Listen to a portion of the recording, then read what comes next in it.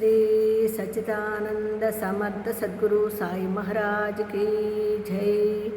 సాయి బిడ్డలందరికీ కూడా సాయినాథుని ఆశీర్వాదాలతో మనము గురుచరిత్ర పారాయణంలో ఉన్నామండి. 2వ అధ్యాయంలో నిన్న కలి అనేది అంటే కలి గురించి చెప్పుకోవాలి మనం. అయితే ఈ యుగాలు ఉన్నాయి చూసారు, 4 యుగాల గురించి నిన్న కొంత తెలుసుకున్నాం. ఈ కలియుగానికి వచ్చేసాం. కలిపురుషుని పిలిచాడు ఇప్పుడు ఆయన. అంటే కృతయుగాన్ని, త్రేతాయుగాన్ని, ద్వాపర యుగాన్ని కూడా మనము తెలుసుకున్నాం. ఏ విధంగా వాళ్ళని ఒక్కొక్కరిని పిలుచుకొచ్చాడో బ్రహ్మ. ఇప్పుడు కలి మానవుడిని పిలిచాడు ఆయన. ఈ కలిపురుషుడు మనీలునుడు. తగవులంటే అతడికి ఎంతో ఇష్టము. కలి అంటేనే తగవు. చూసారా, కలిపురుషుడు మలీనుడు. తగవులంటేనే అతడికి ఎంతో ఇష్టం. కలి అంటేనే తగవు అని అర్థం. అతడు క్రూరుడు, వైరాగ్యమేలేనివాడు, పవిత్రత అంటేనే గిట్టనివాడు. అతడు తన ఎడమ చేతితో తన మర్మావయాన్ని, కుడి చేతితో నాలుకను పట్టుకుని ఆనందంతో గంతులు వేస్తూ వచ్చాడంటండి. చూడండి, కలిపురుషుడు ఏ విధంగా వచ్చాడు. వీళ్ళందరూ కూడా వినమ్రతతో, కృతయుగంలోనేమో చక్కగా సత్యమే ఆకారముగా కలిగి యజ్ఞోపవీతము ఇవన్నీ వచ్చింది.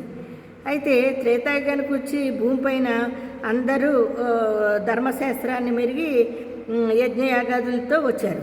ఇప్పుడు ద్వాపర యుగానికి వచ్చి భూమిపైన శాంతి, ఉగ్రత్వము, దయ, కాఠిన్యం మొదలగునవి మనం తెలుసుకున్నాం. ఈ కలిపురుషుడు అనేటప్పటికీ చూడండి, కలిపురుషుడు మలీనుడు. తగవులంటే అతడికి ఎంతో ఇష్టము. కలి అంటేనే తగవు అని అర్థము. అతడు క్రూరుడు, వైరాగ్యమేలినవాడు, పవిత్రత అంటేనే గిట్టనివాడు.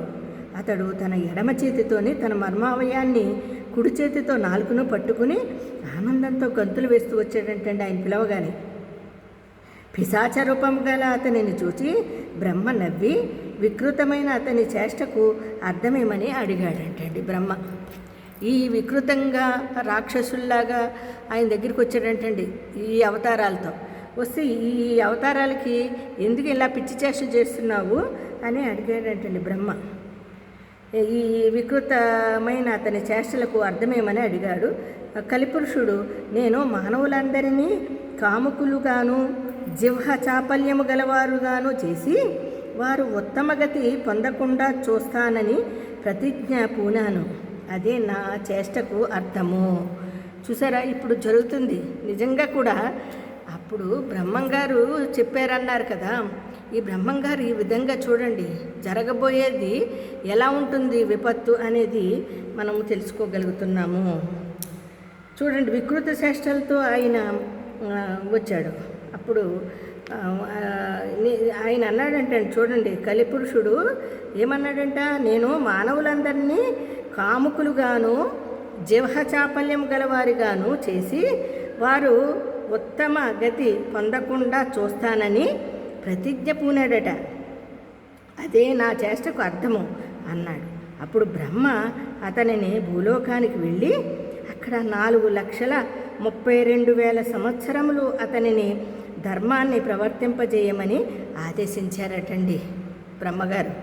కలియుగంలో 4,32,000 సంవత్సరాలు అతని ధర్మాన్ని ప్రవర్తింపజేయమని అంటే పాలించమని ఆదేశించారంటండి కలిపురుషుణ్ణి. అప్పుడు కలిపురుషుడు భయపడి, స్వామి, నేను నిద్ర, కలహము, దుఃఖములంటే ఇష్టపడేవాడిని నేను. చూసారా, బ్రహ్మంగారు ఏం చేశారు. బ్రహ్మగారు 4,32,000 సంవత్సరాలు అతన్ని ధర్మ ప్రవర్తన చేయమంటే ఆదేశిస్తే అతను ఏమంటున్నాడు చూడండి, స్వామి, నేను నిద్ర, కలహములు, దుఃఖములంటే నాకు ఇష్టం. సిగ్గులేని వాడను, ఇతరుల వస్తువులను, స్త్రీలను అపహరించేవారు, దమ్మము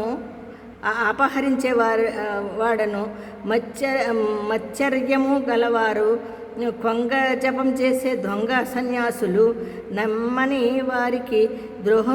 వారికి ద్రోహం చేసేవారు, ధర్మాచరణకవసరమైన పదార్థాలను నాశనం చేసేవారు, స్త్రీపుత్ర ధన వ్యామోహాలలో చిక్కుకున్నవారు, వేదశాస్త్రాలను నిందించేవారు, శివకేశవులు వేరని తలచి వారిని దూషించేవారు నాకెంతో ఇష్టలు. చూడండి అతను ఏం చూస్తున్నాడు కలిపురుషుడు. స్త్రీలను అపహరించేవారన్నా, వాళ్ళని భంగపరిచేవారన్నా, కొంగ జపం చేసే దొంగ సన్యాసులన్నా, నమ్మిన వారిని ద్రోహం చేసేవారన్నా, ధర్మచరణ కవసరమైన పదార్థములను నాశనం చేసేవారన్నా, శ్రీపుత్ర ధన వ్యామోహాలలో చిక్కిన వారైనా, వేదశాస్త్రాలను నిందించేవారు, శివకేశవులు వేరని తలచి వారిని దూషించేవారంటే నాకు ఎంతో ఇష్టం అంటున్నాడండి ఆయన. పుణ్యకార్యాలు చేసేవారు, ధర్మాన్ని పాటించేవారు నాకు శత్రువులు. ఎందరో ధర్మపరులు ఉన్న భూలోకానికి నేను ఎలా వెళ్ళగలను? చూడండి ఇక్కడ చాలా బాగా గమనించండి. ఆయన చూడండి, నాకు దుష్టులు దుర్మార్గులు అంటే నాకు ఇష్టం, కానీ నేను భూలోకానికి వెళ్ళమంటున్నావు కదా నువ్వు నన్ను ఈ కలియుగంలో. అయితే అక్కడికి వెళ్ళిన తర్వాత నాకెంతో ఇష్టమైన పుణ్యకార్యాలు చేసేవారంటే నాకు ఇష్టము ఉండదు కదా. అక్కడ ధర్మాన్ని పాటించేవారు నాకు శత్రువులు. చూడండి, పుణ్యం చేసుకునేవారు, ధర్మం చేసుకునేవాళ్ళు అంటే నాకు శత్రువులు. మరి ధర్మపరులు ఉన్న భూలోకానికి నన్ను ఎలా వెళ్ళగలమంటావు? నేను ఎలా వెళ్ళగలను? బ్రహ్మజ్ఞానులను, భక్తులను చిత్తశుద్ధితో జపధ్యానాదులు చేసేవారిని చూస్తేనే భయంతో నాకు వణుకు పుడుతుంది అన్నాడటండి. అప్పుడు బ్రహ్మ, కలి, నీవు భూలోకంలో ధర్మమాచరించే వారిని విడిచిపెట్టి తదితరులలోని అధర్మాన్ననుసరించి వారిని లోబరుచుకుని నీ ధర్మాన్ని ప్రవర్తింపచేయి. అప్పుడు చెప్పారంటండి బ్రహ్మగారు, కలి, నీవు భూలోకంలో ధర్మమాచరించే వారిని విడిచిపెట్టి తదితరులలోని అధర్మాన్ని అనుసరించి వారిని లోబరుచుకుని నీ ధర్మాన్ని ప్రవర్తింపచేయి. శివకేశవులొక్కరేనని తెలిసి పూజించేవారిని, తల్లి తండ్రి గురువులను సేవించేవారిని, కాశీలో నివసించేవారిని, గోవు తులసి మొదలగు వాటిని పూజించేవారిని, వేదశాస్త్ర పురాణ స్మృతులను ఆసక్తితో విని వివేకము పొంది ధర్మమాచరించే వారిని నీవు బాధించవద్దు. ప్రత్యేకించి గురుసేవయందు దీక్ష వహించిన వారిని, గురుభక్తులను నీవేమీ చేయలేవు. నీవు వారిని బాధించవద్దు. భూలోకంలో మిగిలిన వారందరూ నీవక్కడ ప్రవేశించగానే నీకు లోబడి ప్రవర్తించగలరు అని చెప్పాడంటండి. ఈ కలి ప్రభావం ఎలా ఉంది? నీకు అనుకూలంగానే ఉంటుందిలే, నువ్వేం బాధపడకు. కానీ గురు సేవలో ఉండేవాళ్ళని, గురుభక్తుల్ని, శివభక్తుల్ని ఇలాగ నువ్వు వాళ్ళ జోలికి వెళ్ళకు. నువ్వు వాళ్ళ జోలికి వెళ్ళకుండా నీ పనేదో నువ్వు చేసుకో. కానీ నువ్వు మార్చగలవు. తల్లి తండ్రి గురువులను సేవించేవారిని, కాశీలో నివసించేవారిని, గోవు తులసి మొదలగు వాటిని పూజించేవారిని, వేదశాస్త్రాలు పురాణ స్మృతులను ఆసక్తితో వినేవారిని, వివేకము పొంది ధర్మమాచరించేవారిని నువ్వు బాధించవద్దు. ఇన్ని చెప్పి ఆయన్ని, ఈ కలిని భూలోకానికి పంపించాడండి బ్రహ్మ. ఆ బ్రహ్మ విష్ణు మహేశ్వరుడు అయిన దత్తాత్రేయ స్వామి చూసారా ఏ విధంగా పంపించారో. మరి ఈయన ప్రవర్తన మొదలవుతుందండి. మరి దానిని రేపొద్దున తెలుసుకుందామండి. అందరము 2వ అధ్యాయంలో ఉన్నాము గురుచరిత్రలో. అందరికీ సాయిరామండి. జై గురుదత్త, శ్రీ గురుదత్త.